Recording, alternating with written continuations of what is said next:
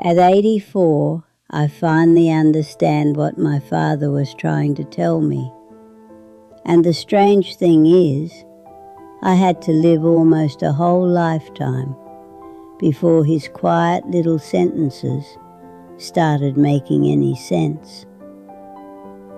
My name is Margaret Ellis, and I'm 101 years old now, sitting by the same window where I drink my tea every morning, watching the sun come up like it still has something new to show me. When you're young, you think old people talk too much because they like hearing themselves. You don't realize they're racing against time, trying to hand you something before they go. My father wasn't a loud man, didn't give speeches, didn't hug much either.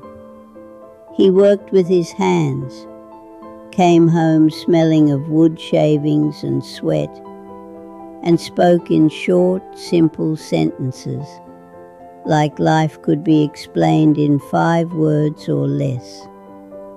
Back then, I thought he was old-fashioned and stubborn. I used to roll my eyes at him, the way children do when they think they know everything. I remember being 16, standing in the kitchen with my coat on, rushing out the door to meet friends, and he'd say, "Slow down, Maggie. You're in too much of a hurry for someone with your whole life ahead." I'd laugh and tell him the world didn't wait.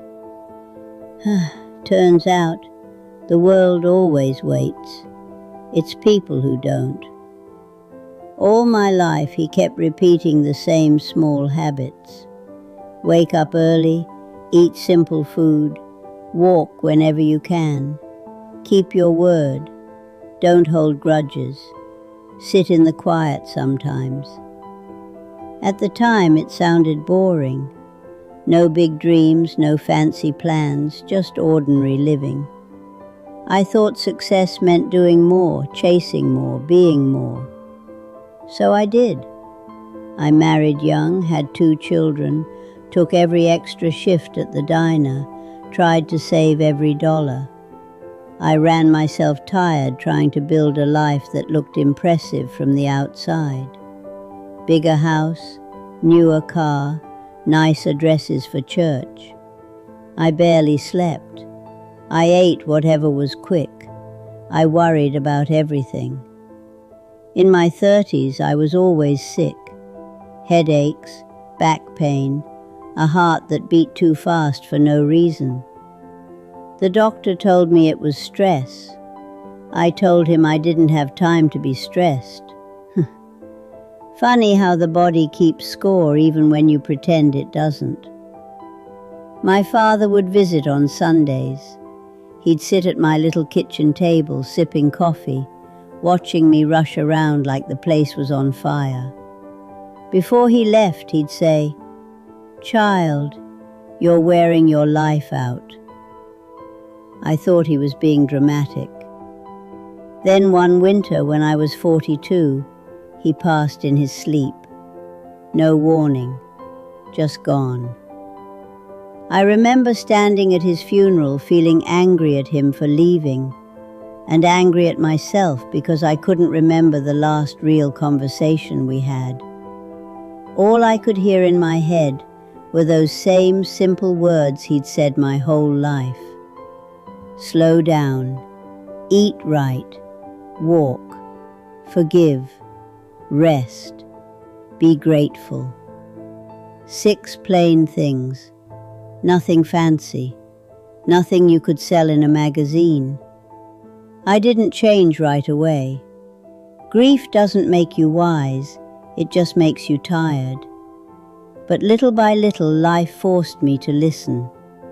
My husband got laid off. Money got tight. The children grew up and moved out. The house felt too big, too quiet. One morning, I woke up before sunrise and couldn't go back to sleep. Instead of worrying like usual, I stepped outside and walked down the road. Just walked. No destination. Cold air, birds waking up, the sky turning pink. For the first time in years, my chest didn't feel tight. I kept doing it the next day and the next. That walk became my first habit. Then I started cooking like my father used to. Oatmeal, beans, greens from a little garden out back, food that came from the earth, not a box. I stopped eating late at night. My body thanked me quietly. The headaches faded. Second habit. I began turning off the radio and television for an hour each afternoon, just sitting with my knitting or my thoughts. At first it felt lonely, then it felt peaceful. I could hear myself think again. Third habit. When someone upset me, instead of holding it for months like a hot coal, I'd let it go quicker. I wrote letters. I apologized first sometimes. Pride gets heavy when you carry it for decades. Forgiveness is lighter. Fourth, I kept my word, even in small things. If I said I'd be there, I showed up. If I promised to call, I called. It sounds simple, but that kind of steadiness builds a life you can stand on. People trust you, and when hard times come, they hold you up. Fifth, and every night before bed, I named 3 things I was grateful for. Some days it was big things like my children's health. Other days it was just warm socks and a good cup of tea.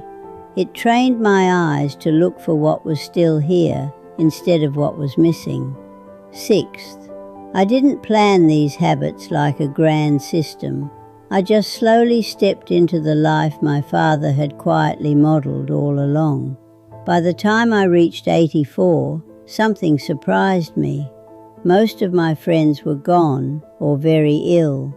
My doctor kept shaking his head at my checkup, saying, "Margaret, whatever you're doing, keep doing it." My legs were still strong, my mind still clear. I could still live alone, still laugh, still remember the smell of my father's workshop like it was yesterday. That's when it hit me one afternoon as I was shelling peas on the porch. I suddenly heard my father's voice as clear as if he was sitting beside me. All those small instructions weren't about being careful or scared of life. They were about staying long enough to enjoy it. He wasn't teaching me how to live forever. He was teaching me how not to rush myself to the end. At 84, I finally understood what he'd been trying to give me since I was a girl running out the door with my coat half on. Not money, not success, time. Extra years, extra mornings, extra chances to sit with the people I love. Now, at 101, my days are slower than ever. I move carefully. I misplace my glasses more than I'd like.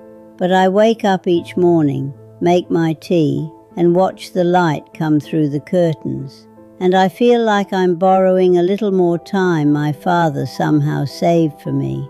If you're listening to me and you're still young, you probably think 100 years is forever away. I thought so too. Just don't wait as long as I did to listen. Take the walk. Eat the simple meal. Rest when you're tired. Let people off the hook. Keep your word. Notice what's good. It won't look exciting. It won't impress the neighbors.